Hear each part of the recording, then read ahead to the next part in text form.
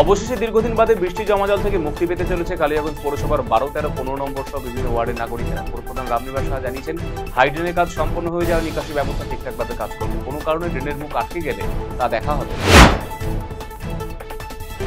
দক্ষিণ দিনাজপুরের গঙ্গারামপুর শহরের সামগ্রিক উন্নয়নের দাবিতে সরব হলো গঙ্গারামপুর নাগরিক মঞ্চ। মঙ্গলবার রাতে গঙ্গারামপুরের কাঁদিহাট প্রাথমিক বিদ্যালয় সভাকক্ষে এ নিয়ে সাংবাদিক বৈঠকের আয়োজন করে গঙ্গারামপুর নাগরিক কমিটি। আগে কেউ গরম চা বিক্রি করতেন আর এখন সিঁদুর বিক্রি করছেন। আগে গরম চা বিক্রি করতেন, এখন গরম সিঁদুর তাদের রক্তে বয়ে যাচ্ছে। উত্তরবঙ্গে আলিপুরদুয়ারে প্রধানমন্ত্রী নরেন্দ্র মোদী জনসভার ঠিক আগ মুহূর্তে এইভাবেই প্রধানমন্ত্রী কটাক্ষ করলেন উত্তরবঙ্গ উন্নয়ন দপ্তরের মন্ত্রী উদয়ন গুহ। বুধবার দিনহাটার স্বাগত গেট এবং সেলফি জোনের উদ্বোধনী অনুষ্ঠানে এসে মন্ত্রী বলেছেন, আগে কেউ গরম চা বিক্রি করতো, এখন তাদের বুকে গরম সিঁদুর বয়ে যাচ্ছে। তাই এখন সিঁদুর বিক্রি করতে আলিপুরদুয়ার পর্যন্ত আসছেন। এক যুবকের ঝুলন্ত দেহ উদ্ধারের ঘটনায় চাঞ্চল্য পুরাতন মালদার ভাবুক এলাকায়। মৃত যুবকের নাম বাবুন রাজবংশী, পেশায় একজন কৃষক।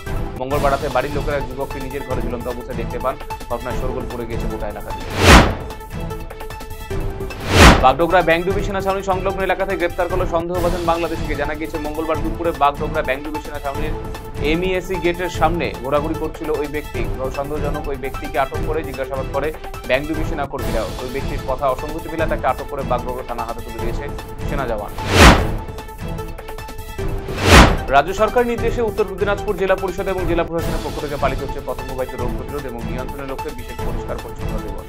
বুধবার সকালে জেলা পরিষদ এবং জেলা প্রশাসনিক ভবন চত্বরে সচেতনতামূলক পদযাত্রার আয়োজন করা হয়। কর্মসূচিতে উপস্থিত ছিলেন জেলা পরিষদের সভাপতি পম্পা পাল, জেলা শাসক সুরেন্দ্র কুমার মিনা সহ অন্যান্যরা।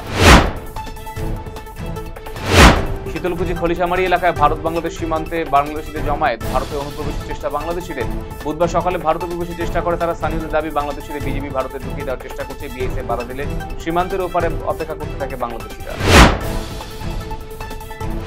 গরমে ফলের মধ্যে অন্যতম লিচু। আম ফলের রাজা হলেও লিচু খেতে ভালোবাসে ছোট থেকে বড় সকলেই। ফলে অর্থকারী এই ফসল চাষ করে লাভের মুখ দেখছেন উত্তর দিনাজপুর জেলা গোয়ালপুকুর 2 নম্বর ব্লকের কৃষকেরা। ব্লকের চাকলিয়া গ্রাম পঞ্চায়েতের বিভিন্ন এলাকায় বেশ কিছু বছর ধরে লিচু চাষ করে আসেন এলাকার বেশ কিছু কৃষক। নিজেদের প্রচেষ্টাতে ইন্টারনেটের উপর ভিত্তি করে লিচু চাষ করছেন তারা।